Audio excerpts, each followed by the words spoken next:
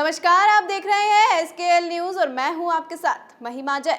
Spyware Pegasus के इस्तेमाल को लेकर विवाद शुरू हो गया है। जी हां, विपक्षी पार्टियों ने सरकार के कामकाज पर सवाल उठाए हैं, तो वहीं वरिष्ठ पत्रकार पुण्य प्रसून वाजपेयी ने भी इसको लेकर सरकार से सवाल किए हैं। चलिए जान लेते हैं क्या है स्पाईवेयर पेगासस और क्यों आज सदन में लेकर इसको हंगामा हुआ। देखिए एसकेएल न्यूज की खास रिपोर्ट।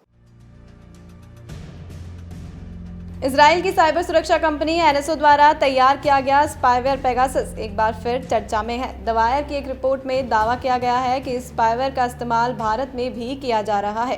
पेगासस नाम के स्पाईवेयर से मानवाधिकार कार्यकर्ताओं, पत्रकारों, नेताओं समेत कई खास शख्सियतों के फोन की कथित तौर पर जासूसी की गई है।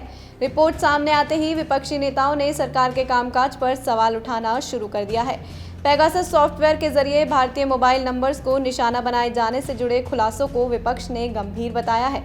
आज से शुरू हो रहे मॉनसून सत्र में विपक्षी दल इस मुद्दे को जोर शोर से उठाने की तैयारी में है। हालांकि इस बारे में अंतिम फैसला सोमवार सुबह होने वाली विपक्षी दलों की बैठक में होगा। दूसरी तरफ सरकार इस पूरे विवाद में जरा भी कमजोर दिखना नहीं चाहती है। सरकार ने एक मजबूत डिफेंस तैयार किया है, जिसके जरिए विपक्ष के हमलों को कूंद किया जाएगा। मुख्य विपक्षी दल कांग्रेस ने कहा है कि इस मसले को उठाया ही जाना चाहिए। पार्टी ने इसे सरकारी सर्विलांस करार देते हुए कहा कि ये संवैधानिक लोकतंत्र के ढांचे और लोगों की निजता पर करारी चोट है।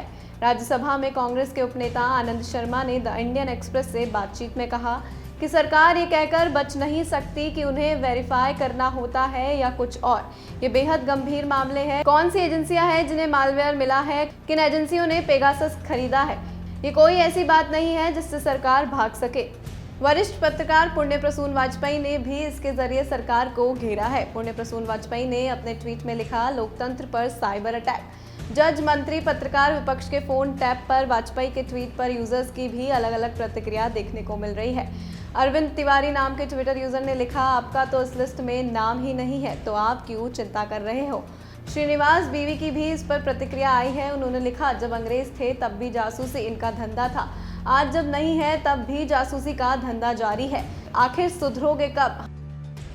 जानिए क्या है पेगासस। इस प्रोग्राम को इजराइल की कंपनी एनएसओ ने आतंकी और देश विरोधी गतिविधियों पर रोक लगाने के लिए बनाया था। बांग्लादेश समेत कई अन्य देशों ने इसे आधिकारिक तौर पर खरीदा है। बीबीसी की रिपोर्ट के मुताबिक इस स्पाईवेयर को अगर किसी के मोबाइल में डाल दिया जाए तो उसकी एन्क्रिप्टेड चैट, मैसेज और कॉल तक की जानकारी जुटाई जा सकती है। एन्क्रिप्टेड मोबाइल पर होने वाली गुप्त चैट होती है, जिसे सिर्फ भेजने वाला और रिसीव करने वाला ही पढ़ता है। पेगासस पर विवाद कोई नया नहीं है। इससे पहले भी कई देशों में इसके इस्तेमाल पर विवाद हो चुका है।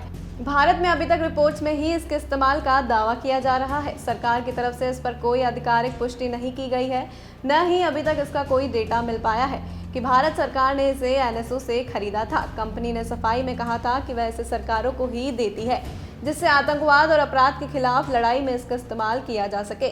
सरकार ने अपने स्तर से खास लोगों की निगरानी संबंधी आरोपों को खारिज किया है। सरकार ने कहा, इससे जुड़ा कोई ठोस आधार या सच्चाई नहीं है। सरकार ने मीडिया रिपोर्ट को खारिज करते हुए कहा, भारत एक लचीला लोकतंत्र है और वह अपने सभी नागरिकों के निजता के अधिकार को मौलिक अधिकार के तौर पर सुनिश्चित करने के लिए प्रतिबद्ध है। साथ ही सरकार ने जांचकर्ता, अभियोजक और ज्यूरी की भूमिका निभाने के प्रयास संबंधी मीडिया रिपोर्ट को खारिज कर दिया है।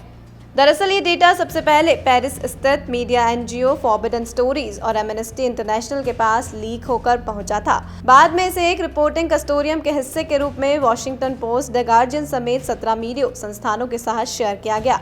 लीक हुए डेटा में 50,000 से अधिक फोन नंबरों की सूची है। ऐसा माना जा रहा है कि 2016 से एनएसओ अपने पेगासस सॉफ्टवेयर के जरिए इन लोगों की जासूसी कर रहा था। जी हाँ, अब सवाल बड़ा बनता है। जब सरकार का कहना है कि इसमें सरकार की कोई प्रतिक्रिया नहीं है, तो ऐसे में सरकार ने क्यों नहीं पता लगाया पेगासस के बारे में।